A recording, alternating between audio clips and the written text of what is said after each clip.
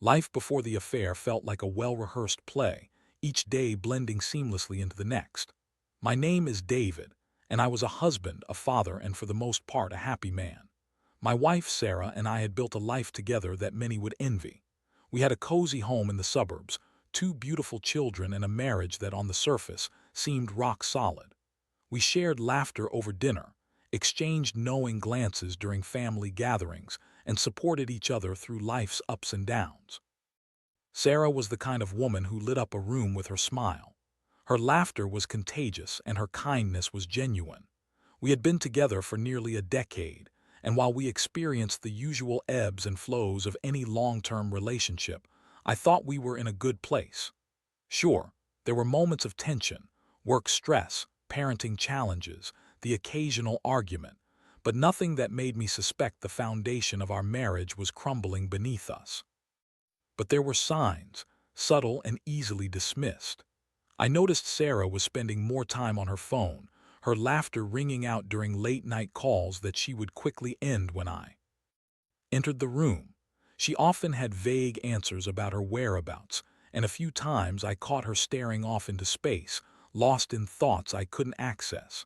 I brushed it off as the stresses of life. After all, we were busy juggling careers and the kids' activities. I wanted to trust her, to believe that our bond was unbreakable. Then there was the job promotion she had received a few months ago. Sarah had been working at a local news station, and with this new position came more responsibilities and late nights. I encouraged her, proud of her achievements, but I couldn't shake the feeling that something was off. The late nights became more frequent, and the stories she told about her new boss, a charming and charismatic news anchor named Mark, made me uneasy. I could sense her admiration for him, the way her eyes sparkled when she spoke about his accomplishments. I should have paid more attention to the little things. The way she would smile at her phone, the way she would quickly hide it when I walked into the room, and the way our intimacy had diminished. But denial is a powerful thing, and I wanted to believe that everything was fine. I wanted to believe that the love we had built was enough to withstand anything. As I settled into the routine of my life, I felt a nagging sense of unease but pushed it deep down. I was a devoted husband, a loving father, and I didn't want to entertain the idea that my wife could betray me. I focused on work, the kids, and the everyday tasks that filled our lives. But the feeling lingered, like a shadow lurking just outside my consciousness. It wasn't until one fateful evening as I was cleaning up after dinner that everything changed. I picked up Sarah's phone from the kitchen counter, intending to hand it to her. That's when I saw the screen light up with a message notification. My heart raced as I glanced down, and in that instant the world around me came crashing down. The message was from Mark, the news anchor. The words were sweet, intimate, and clearly meant for someone who was not me.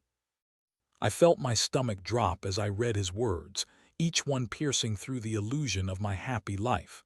In that moment, everything shattered.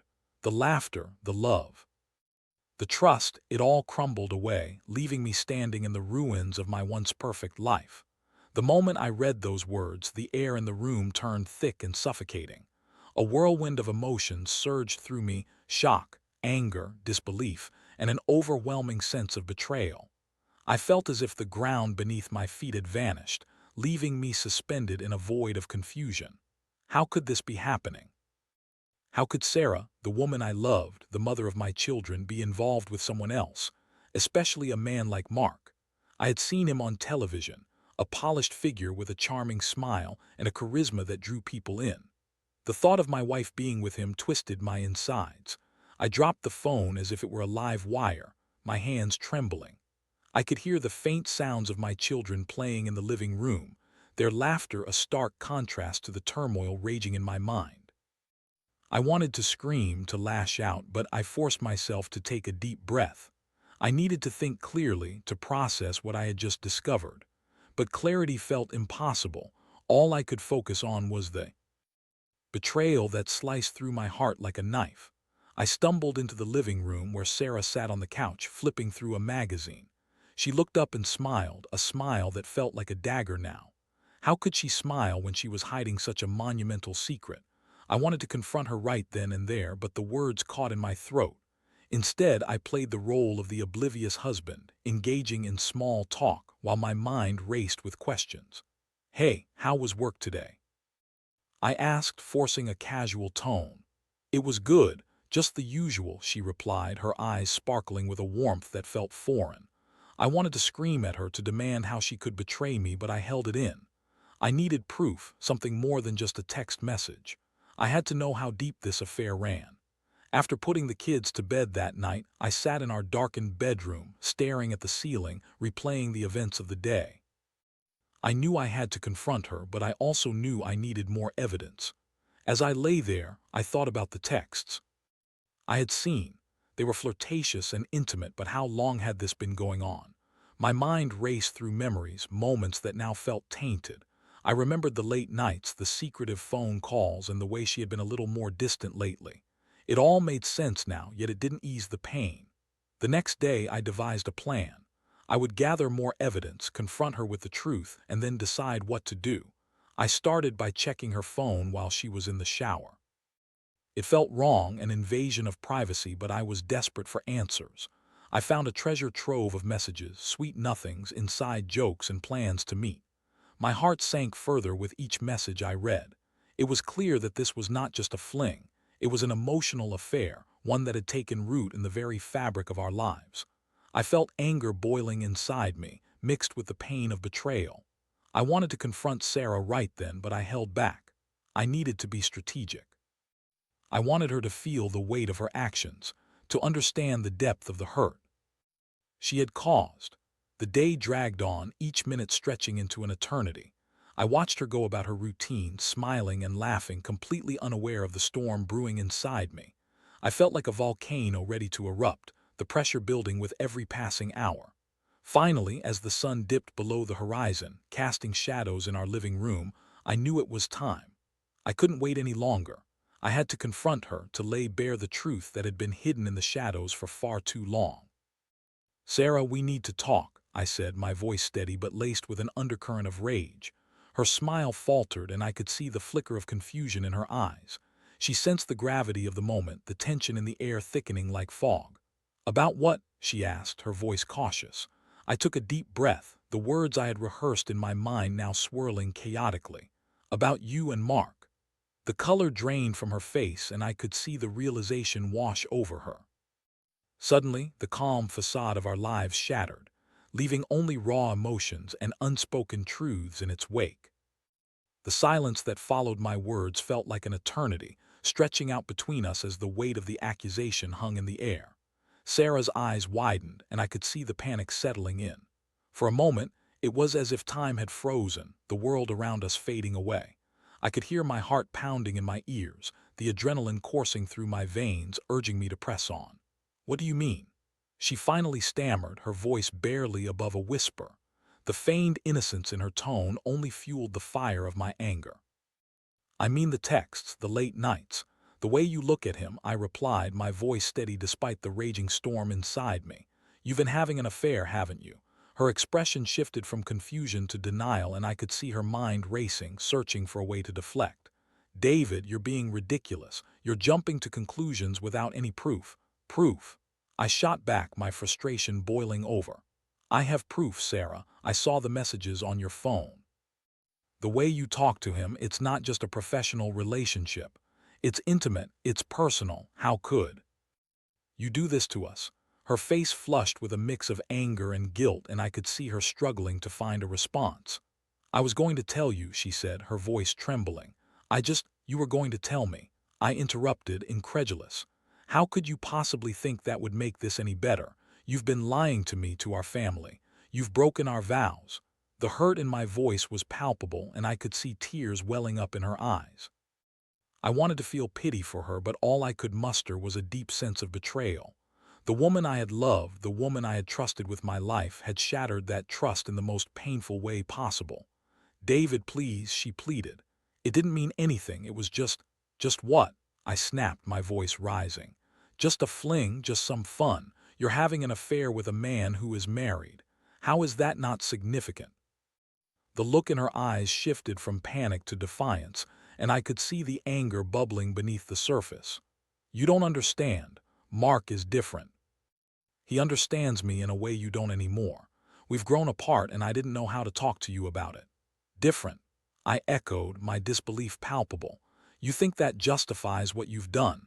You didn't even try to talk to me before jumping into bed with him. You chose to betray me instead of communicating. The argument escalated, each word cutting deeper as we exchanged accusations and hurtful remarks. I wanted to believe that we could salvage something from this wreckage, but with every word it felt like we were digging ourselves deeper into a pit of despair. Finally, as the anger ebbed, I felt a wave of exhaustion wash over me. I sank onto the couch, burying my face in my hands. How could you do this to our family, Sarah? We have kids, a life built together. Did it all mean nothing to you? Her silence spoke volumes, and when I looked up, I saw the guilt etched on her face. I didn't mean for it to happen. It just did. I was feeling lost and Mark was there. I never wanted to hurt you, David. But you did. I said, my voice barely a whisper now, filled with resignation. You hurt me in a way I never thought possible. The tears spilled down her cheeks and I felt a pang of sorrow for her, but it was overshadowed by my own pain. I had trusted her completely, believed in our love, and now it felt like a cruel joke. I don't know if I can forgive you, I finally admitted, the weight of the words heavy on my chest. I don't know if I even want to try. The look in her eyes shifted again, this time to desperation. David, please, I want to make this right. I'll end things with Mark. I'll do anything. Anything. I echoed, my skepticism rising. You think it's that simple? You've already crossed a line that can't be uncrossed. You've broken something that I don't know if we can ever repair. As I sat there, the reality of our situation settled in. I felt like a stranger in my own home, a man grappling with the painful truth of his wife's betrayal. The love we had once shared now felt tainted, overshadowed by the shadows of deceit that loomed over us. In that moment, I realized that I needed to take control of my life, to reclaim my power. The thought of revenge flickered in the back of my mind, a dark temptation that beckoned me. I wasn't just going to sit back and let this happen without consequences. I had been wronged, and it was time for her to understand the gravity of her actions. As I stared into her tear-streaked face, I made a decision. I would not allow this betrayal to define me, and I would ensure that the truth came to light. In the days following my confrontation with Sarah, I found myself in a whirlpool of emotions, anger, sadness, and a growing sense of empowerment. The initial shock had faded, replaced by a cold determination. I had been wronged, and I was done being the victim in this story. The betrayal had ignited something within me, a desire not just for justice but for retribution. It was time to ensure that Sarah's affair didn't remain hidden in the shadows. I spent hours contemplating my next steps, weighing the potential consequences of my actions. I knew I had to be careful, leaking her texts could have repercussions not only for her but for me as well. Still, the thought of her continuing her relationship with Mark, of the two of them laughing together while I was left in the wreckage of our marriage, fueled my resolve. I wanted her to feel the weight of her choices, to understand the pain she had caused me and our family. The first step was to gather everything I had, screenshots of their messages, the late-night calls, and any evidence that would paint a clear picture of their affair. My heart raced as I meticulously compiled the information, each message a reminder of the betrayal I had endured. I felt a mix of satisfaction and dread as I scrolled through their conversations, reliving the hurt with every tap of my finger. It was as if I was preparing for battle, and I needed to be armed with the truth. I considered my options for leaking the texts. The media was an obvious choice. They thrived on scandal, and a story involving a prominent news anchor would undoubtedly make headlines. But I also thought about Mark's wife. She deserved to know the truth just as I had. The idea of her finding out through the media felt too impersonal, too detached. I wanted her to hear it from me, to understand the gravity of what was happening in her life. As I formulated my plan, I felt a surge of adrenaline. I was no longer just the husband betrayed. I was taking control of my narrative. I wanted Sarah to feel the consequences of her actions, to understand that her choices affected more than just our marriage. They rippled through the lives of others. The day I decided to act was overcast. the sky heavy with clouds that mirrored my mood. I sat at my desk, the dim light from my computer screen illuminating the evidence I had gathered. My heart raced as I prepared to send the text to both the media and Mark's wife, Lisa. I crafted a message to accompany the screenshots, carefully choosing my words to convey the pain and betrayal I felt. Lisa, I'm reaching out to you because you deserve to know the truth about your husband and my wife. They've been having an affair, and I have the evidence to prove it. I can't imagine the pain this will cause you, but I believe you have the right to make informed decisions about your life. With a deep breath, I hit send. The message flew into the digital ether, and I felt a mix of exhilaration and fear. I was crossing a line, but I had crossed so many already. The thought of Sarah's reaction when she found out filled me with a sense of empowerment. I was no longer passive. I was taking action. Next, I turned my attention to the media. I researched local news outlets and found a contact who had a reputation for breaking scandalous stories. I crafted another message, this time more concise, focusing on the salacious details that would undoubtedly grab their attention. I included the evidence, the texts that had shattered my world, and a brief overview of the affair. Dear news outlet name, I have a story that I believe your audience would find compelling. A well-known news anchor, Mark last name, has been involved in an extramarital affair with my wife, Sarah last name. I have evidence to support this claim, including text messages that detail their relationship. I would like to share this information with you, as the public deserves to know. Ruth. After hitting send, I leaned back in my chair, my heart pounding in my chest. I had done it. I had taken the first steps in reclaiming my narrative and exposing the truth. The adrenaline coursed through my veins, and for the first time since discovering the affair, I felt a sense of clarity. I was no longer the victim. I was the one wielding the sword. As the hours passed, I felt a mix of anticipation and dread. I knew that my actions would have consequences, but I was prepared to face them. I wanted Sarah to experience the fallout, to understand that her choices had real-world implications. I was ready for her reaction, ready for the storm that would inevitably follow. But deep down, I also felt a glimmer of hope. Maybe this was the catalyst I needed to rebuild my life, to reclaim my sense of self. I had been lost in the shadows of her betrayal for too long, and now I was stepping into the light. I might not know what the future held, but I was determined to face it head-on. The days following my decision to leak the texts felt like a roller coaster of emotions. I had sent the messages to Lisa and the media, and now I was left waiting for the inevitable fallout. Each hour dragged on, every tick of the clock amplifying my anxiety. I was both exhilarated and terrified, knowing that I had ignited a fire that could not be extinguished. It was a Wednesday afternoon when the storm finally broke.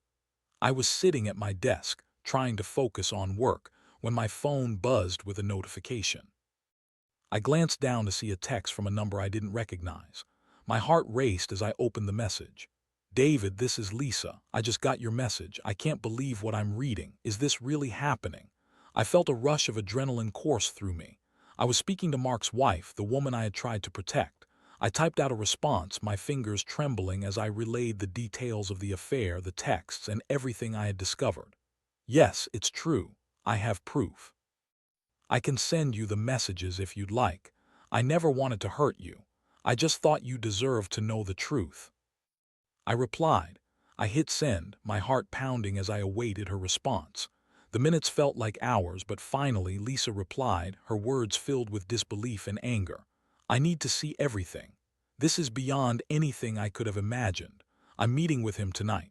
I want to confront him with the evidence. My stomach twisted at the thought of the confrontation that was about to unfold. I couldn't help but feel a sense of satisfaction at the thought of Mark being forced to face the truth. I had taken action, and now it was time for him to feel the consequences of his betrayal. As the evening approached, I received a notification from the news outlet I had contacted. They wanted to discuss the story further. My heart raced at the thought of my private pain becoming public knowledge, but I steeled myself. I had made my choice, and now I had to see it through. When I arrived at the cafe where I was supposed to meet the reporter, I was filled with a mix of dread and anticipation. I had prepared myself for this moment, but now that it was here, I felt the weight of my actions pressing down on me. I wasn't just exposing Sarah and Mark. I was exposing myself, my pain, and the cracks in the life I had built. The reporter arrived, a young woman named Emily, with a notebook in hand and an eager expression on her face. We exchanged pleasantries, but I could sense her excitement beneath the surface. She wanted a story, and I was providing it. As I recounted the events leading up to my discovery, I felt a sense of catharsis. I shared the details of the texts, the late-night calls, and the emotional toll it had taken on me. With each word, I felt the burden of my pain lifting, replaced by a sense of empowerment. I was no longer a passive participant in my own life. I was taking control. After our meeting, I returned home, my mind racing with thoughts of what would come next. I knew that the news would break soon, and I could only imagine the chaos that would ensue. I felt a mix of anticipation and fear as I prepared for the storm. That night, as I lay in bed, I received another text from Lisa. I confronted him. He didn't deny it. He tried to downplay it, but I saw the truth in his eyes. I'm devastated. My heart ached for her, but there was a part of me that felt vindicated. I had taken a stand, and now Mark would have to face the consequences of his actions.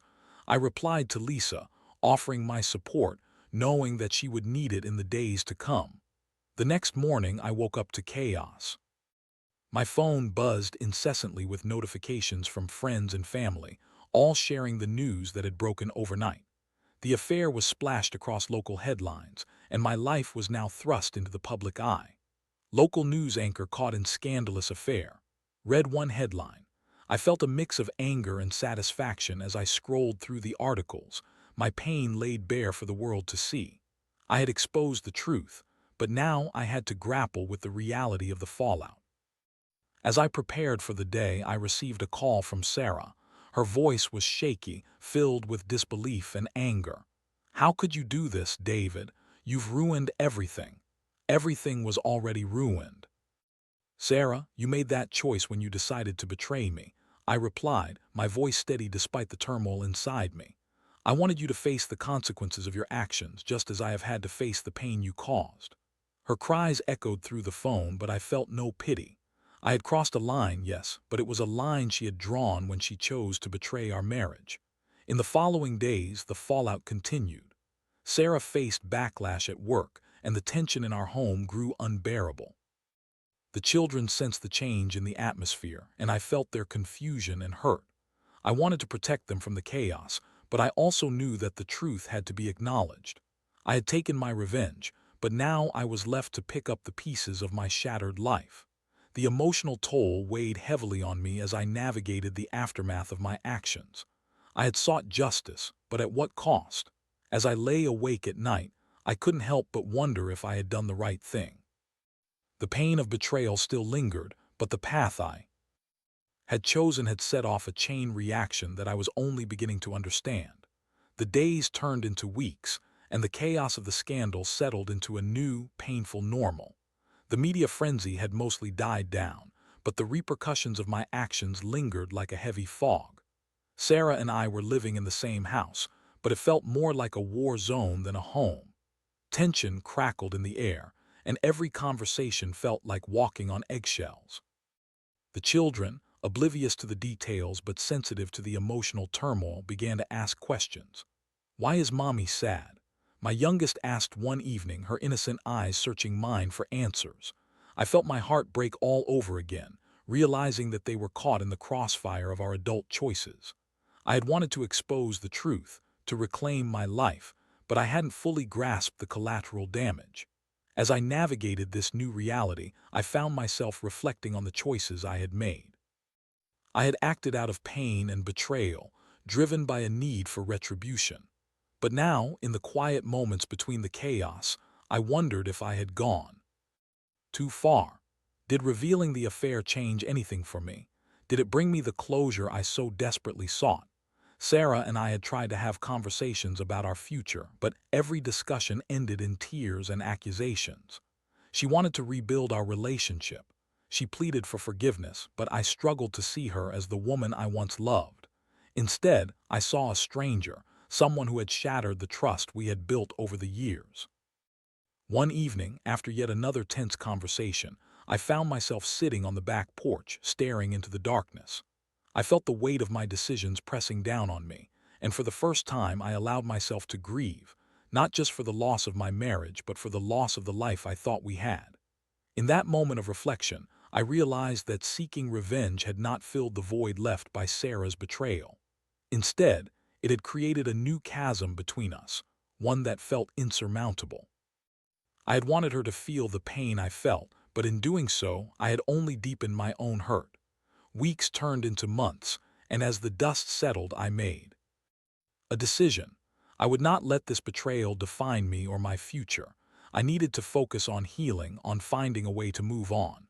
I started attending counseling sessions, both individually and as a couple. I wanted to understand my feelings, to process the hurt, and to figure out what I truly wanted moving forward. During these sessions, I began to unpack the layers of pain and betrayal. I realized that while Sarah's actions were wrong, my response had been driven by my own insecurities and fears. I had felt powerless, and in seeking revenge, I had tried to reclaim a sense of control. But I learned that true empowerment comes not from hurting others but from understanding oneself and finding the strength to move forward. As time passed, Sarah and I began to communicate more openly. The walls we had built around ourselves slowly started to crumble, and we began to have honest discussions about our marriage, our mistakes, and our desires for the future. It was a painful process, filled with uncomfortable truths, but it was also liberating. We were no longer hiding from the reality of our situation. We were confronting it head-on. Eventually, we made a decision that shocked both of us. We would separate. It was a mutual choice, made with the understanding that we needed space to heal and grow as individuals. It was the hardest decision I had ever made, but in the end, it felt like the most honest one. As I packed my things and prepared to leave the home we had built together, I felt a mix of sadness and relief. I was stepping into the unknown, but I also felt a sense of liberation. I was no longer defined by Sarah's betrayal. I was reclaiming my life, my identity, and my future. In the months that followed, I focused on my children, my career, and myself. I embraced the freedom that came with the separation and found solace in rediscovering who I was outside of my marriage. I started exercising, engaging in hobbies I had neglected, and even rekindling friendships that had fallen by the wayside. I learned to find joy in the little things, to appreciate the beauty of life amid the pain. As for Sarah, we navigated co-parenting with care. We learned to communicate better, to support each other as friends rather than as spouses. I saw glimpses of the woman I had fallen in love with, and while we would never return to what we once had, there was a newfound respect between us. In time, I began to heal. I learned that while betrayal can shatter trust, it can also lead to growth and understanding. I had faced my demons and emerged more resilient, more aware of my own worth. I had sought revenge, yes, but in the end it was forgiveness, of myself and of Sarah, that truly set me free. As I reflect on the journey I've taken, I realize that life is full of unexpected turns. Betrayal, pain, and heartbreak can lead to despair, but they can also pave the way for new beginnings. I may have lost the life I once knew, but in its place, I found the strength to embrace an uncertain but hopeful future. And as I look forward, I know one thing for certain. I will never again allow someone else's choices to dictate my happiness. I am writing my own story now, one filled with resilience, healing, and the promise of a brighter tomorrow. This chapter may have closed, but my life is far from over.